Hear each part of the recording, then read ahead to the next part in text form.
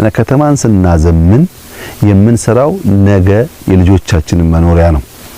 ታዲያ እንደዚህ ያለውን ድንቅ ስራ ለምንድነው አንዳንዶች የማይቀበሉት? በተለይ ራቅ ካሉ አካባቢዎች ያን እንደሆነ በቃ ለአፍሪካ ለኢትዮጵያ ያ የጨቀየው ያላማረው ነገር በቂ ነው ብሎ የሚያስቡ ሀገራት፣ ግለሰቦች፣ ቡድኖች ብዙ ጊዜ በደስታ ያዩት። አንደኛ እነሱም ለጥያቄ እየመጣባቸው ነው። እንኳን እናንተ አፍሪካ እንዲያደረገ ነውና ለምን አትሰሩ የሚባል ጥያቄ አለ። በሌላ መንገድ ደግሞ ለኛ በቂ ነው ብሎ የማሰብ ችግር አለ። ለእንደዚህ አይነቱ ጆሮ ውስጥ አያስፈልግም። ለኛ የጀንን የሚያስፈልገን የሚጠቅመንን እኛን የምናውቀው የጀንን የሚያስፈልገንን ከኛ በላይ ለዜጎቻችን የሚያስብ ከኛ በላይ ለሀገራችን የሚቆጭ ከኛ በላይ የኛን ልማት የሚያስብ ኃይል አለ ብሎ መጠበቅ የዋህነት ነው። ባለፉት አመታት ለምንድን ነው ይሄንን ሳንሰራ የቆየ ነው ብለው መጠየቅ አለባቸው። ሰሞኑን ጓደኞቼ ጋር ስናወራ የአራት ኪሎውን ቤተመንግስትና ዙሪያውን ብቻ ከሁለት አመት በፊት 3 አመት በፊት የነበረውን ሁኔታ አንስተን ወያይ ነበር።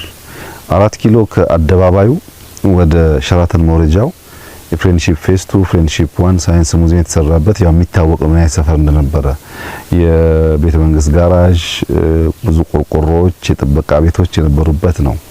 ከግቢ ገብርኤል ጀምሮ ደግሞ ጓሮውን ሲኬድ በጣም የሚያስፈራ የሚባል ሰፈር ነው። ለኑሮ ፍጹም ያልተመቸ ከፍተኛ የደህንነት መገለጫ የሆነ ሰፈር ነው። አዋሬ በተደጋጋሚ ስናፈርስ ታውቃላችሁ የሚመስለውን ነገር አዋሬ ደግሞ በጣም የሚያሳዝን ሰፈር ነው።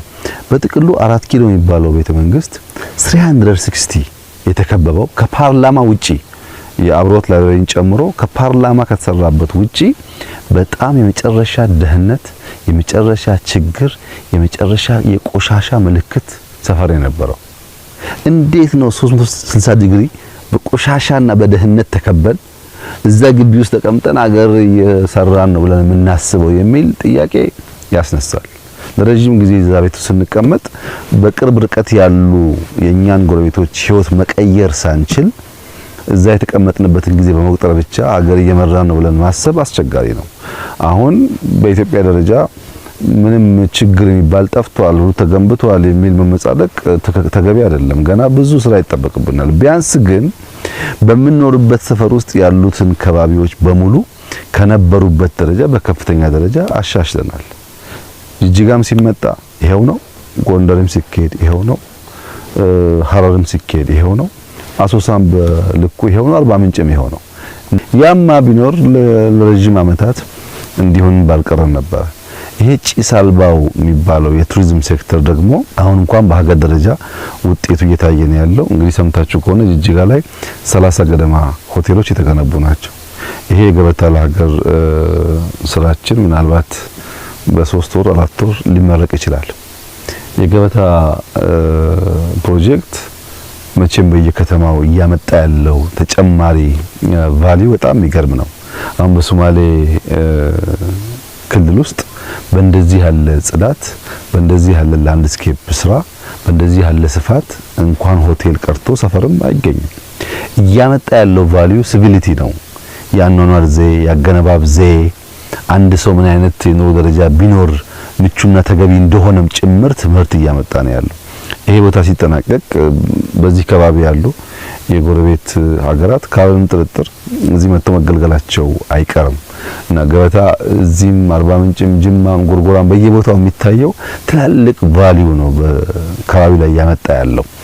ይሄን በሶማሌ ተደግሞ በማየት በጣም ደስ ብሎኛል። ለሶማሌ ክልል በዚህ ሳይዝ በዚህ ልክ ትላልቅ ስብሰባ ሊካሄድበት የሚችል ብዙ ነገር በውስጡ የያዘ ቦታ ማየት ቀላል ነገር አይደለም። ይሄ ነገር በተቀመጠለት እቅድ መሰረት ተጠናቆ ለምርቃት እንደሚበቃ ምንም ጥርጥር የለውም። 80-85% የሚሆን ስራው አልቋል። አሁን የማሰማመር ስራ የቀራቸው ከጥቂት ወራት በኋላ ተመልሰን እንደምናስመርቅ ተስፋ አደርጋለሁ። በድምሩ በሶማሌ ክልል ዛሬ ያየናቸው የመሶብ ፕሮጀክት ጅማሯቸው፣ የኮሪደር ስራቸው፣ የገበታ ስራ ከዚያም ውጭ ያሉ በርካታ የመንገድ ፕሮጀክቶች፣ የሆስፒታል ስራዎች በድምሩ ሶማሌ አካባቢ የመነቃቃት ምልክት ያሳያል። ዛሬ ባየሁት ሁኔታ ምናልባት ከባህር ዳር፣ ከአዳማ፣ ከሐዋሳ ውጪ ጅጅጋን የሚተካከል ከተማ ብዙ በሀገር ደረጃ ያለ አልመሰለኝም። በተለይ በሃውሲንግ ብዙ ክልሎች መማር ያለባቸው ጅጅጋ ላይ የሚሰሩ ቤቶች ጽድት ያሉ ናቸው እና ከአራት አምስት ከተሞች መካከል አንዷ ሆነች ማለት ነው። ወይም ከ10 ትላልቆቹ አንዷ ሆነች ማለት ነው። ይሄ ቀላል ነገር አይደለም። የዛሬ 2-3 ዓመት ይሄን ማየት አይቻልም እና በጣም አስደማሚ ስራ ነው የተሰራው። ለዚህ የሶማሌ ክልል ህዝብ አመራሮች፣ በዚህ ስራ የተሳተፉ ሰዎች በሙሉ ምስጋና ይገባቸዋል። የመጨረሻው መልእክቴ በተለይ ለፕሬዝዳንቱ፣ ለካቢኔያቸው አሁን በሰራነውና በተገኘው ውጤት አይደለም እርካታ ሊሰማን የሚገባው። ዛሬ በጅጅጋ ከተማ ነው የምንገኘው። ጅጅጋ ከጥቂት ጊዜ በፊት መተን የመጎብኘት እድል ነበረን። አሁን ያየነው ጅጅጋ ከዚህ ቀደም ካየነው ጅጅጋ በእጅጉ የተለየ ነው። 60 ኪሎ ሜትር ገደማ መንገድ ከተማ ውስጥ ተገንብቷል። ወደ 10 ኪሎ ሜትር የሚጠጋ ወክዌይ ተገንብቷል። 10 ኪሎ ሜትር የሚጠጋ የባይክ ሩት ተገንብቷል። በስፋት ተተክሏል። በብዙ ሺዎች የሚቆጠሩ አዳዲስ ቤቶች ተገንብተዋል። መብራት በስፋት ከተማ ውስጥ ተስፋፍቷል። ዛሬ ፕሬዝዳንቱ እንደነገረኝ ሪፖርት ባለፉት ጥቂት ዓመታት የጅጅጋ የመብራት ኮንሰምፕሽን 4 እጥፍ አድጓል እና በመብራት፣ በመንገድ፣ በወክዌይ፣ ባይክ ሩት፣ በሃውሲንግ በብዙ ሺዎች ነው የተገነባው። እንዳያችሁ ከተማ በጣም ተሻሽሏል፣ አድጓል። የኮሪደር ዴቨሎፕመንት ያልነው ስራ በመፍጠር የጭስ አልባውን ኢንዱስትሪ በማነቃቃት የሰዎችን የአኗኗር ዘይቤ በማሻሻል እየተጫወተ ያለው ሚና በጣም ከፍተኛ ነው። ጅጅጋ ላይ ያየነው ለውጥ በአዲስ አበባ ከምናውቀው ለውጥ በምስራቁ የሀገራችን ክፍል ምናልባት በጣም ትልቁ ከተማና ትልቁ ስራ ሊሆን ይችላል። ይሄ በጣም ተስፋ ሰጪ ነገር ነው። የከተማ የማስዋብ ስራ መገንዘብ የሚያስፈልገው በሚቀጥሉት 15-20 ዓመታት ማክሲመም አብዛኛው የማህበረሰብ የመኖሪያ ስፍራ ከተማ ይሆናል። ከተማን ስናዘምን ለልጆቻችን የሚመች የሚመጥን ሀገር እየሰራን ነው ማለት ነው። ከተማን በፕላን በእቅድ ካልሰራን ደግሞ በአንድ አካባቢ በጥግጊት የሚኖርበት ገሃነም ሊሆን ይችላል። ብዙ ጊዜ እቅድ የሌለው ከተሜነት አስፋፋ ስርዓታችን ከመጠጥ ውሃ ጋር፣ ከመብራት ጋር፣ ከመንገድ ጋር፣ ከሽንት ቤት ጋር ያለው ችግር ይታወቃል። ከተሞቻችን ካልጠፋ ቦታ በወግና በቅጡ በፕላን ባለመገንባታቸው በብዙ ቦታ የችግር መንስኤ ሲሆኑ ይታያል። ከተሜነት የሚያስፈልገው ለተሳለጠ ሰርቪስ ነው። በቅርበት ሁሉ ነገር በምቾት ለማግኘት ነው። የልጆች ትምህርት ቤት፣ የጤና ተቋማት፣ ሌሎች የመንግስት ሰርቪሶች፣ መብራት፣ መንገድ ለማግኘት ነው እንጂ የተጨናነቀ ኑሮ ለመኖር አይደለም።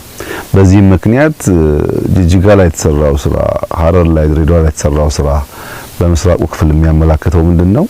ሰዎች ወደ አንድ ከተማ ብቻ ከመጉረፍ በየአካባቢያቸው የነሱን ባህል፣ የነሱን ታሪክ፣ የነሱን መልክ፣ የነሱን ጂኦግራፊ አቀማመጥ፣ የነሱን መልክዓ ምድራዊ ሁኔታዎች ከግምት ያስገባ የከተማ አመሰራረት ዘዴ ከተከተል ሰዎች በየአካባቢያቸው ስለሚኖሩ አንድ ከተማ ላይ መሰብሰብ ባህሪ ይቀንሳል። ነገር ግን በየቦታ ያለን አመራሮች መጠየቅ ያለብን ነገር አሁን የተገኘው ድል ለምን ትናንት መሆን አልቻለም?